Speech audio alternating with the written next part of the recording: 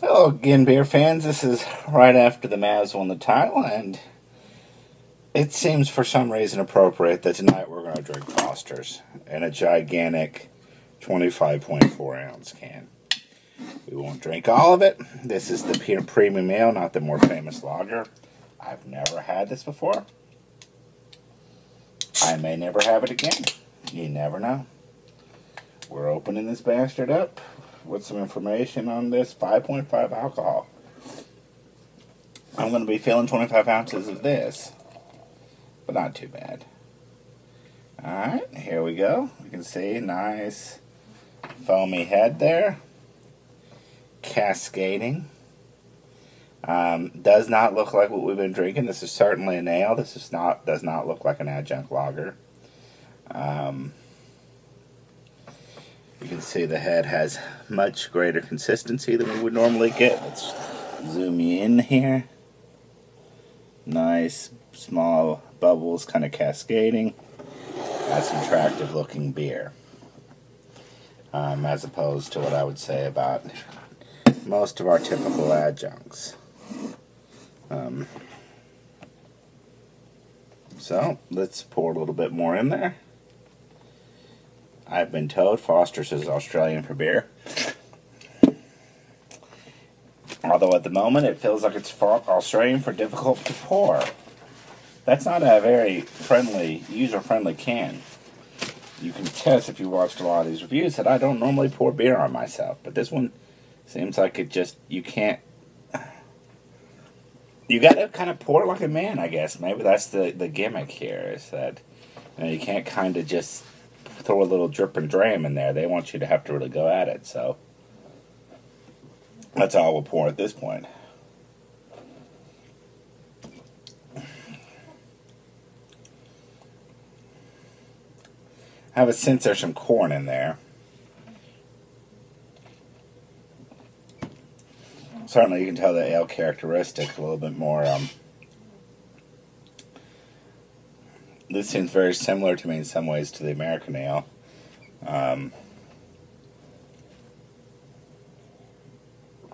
Which is just up on my reviews. That's I mean, you can taste the adjuncts. I mean, again, it's closer in some ways to Yinli in that way, in that you can kind of, I mean, maybe they don't put adjuncts in there, but it kind of has that kind of feeling that there's something else in there.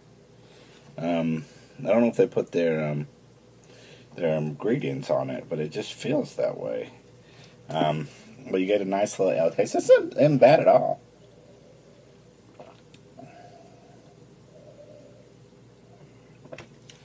Which, I mean, I don't know what the price is on it,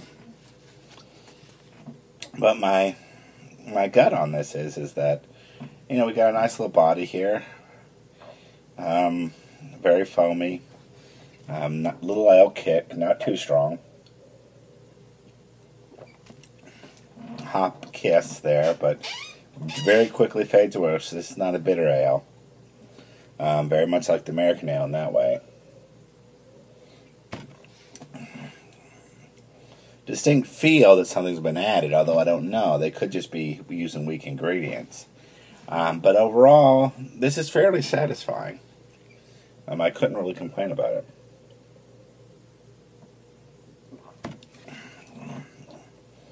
This is probably worth $6 for a 6-pack. Don't know what typically costs. I got it for $5, which for these huge cans is actually fairly good value.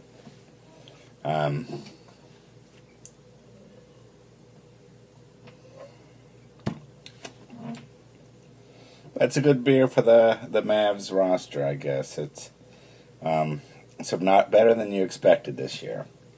And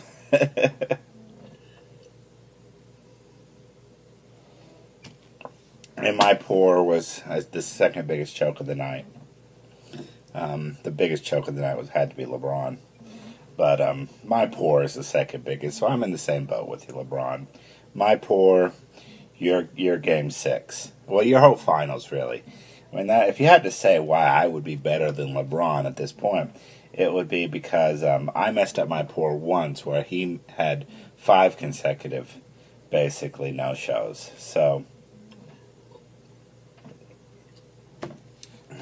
I'll recover. But anyway, that's not a bad. Again, if you can get the price I got, 25, basically $1.67 for a 25-ounce can, I'd say get this. This isn't bad.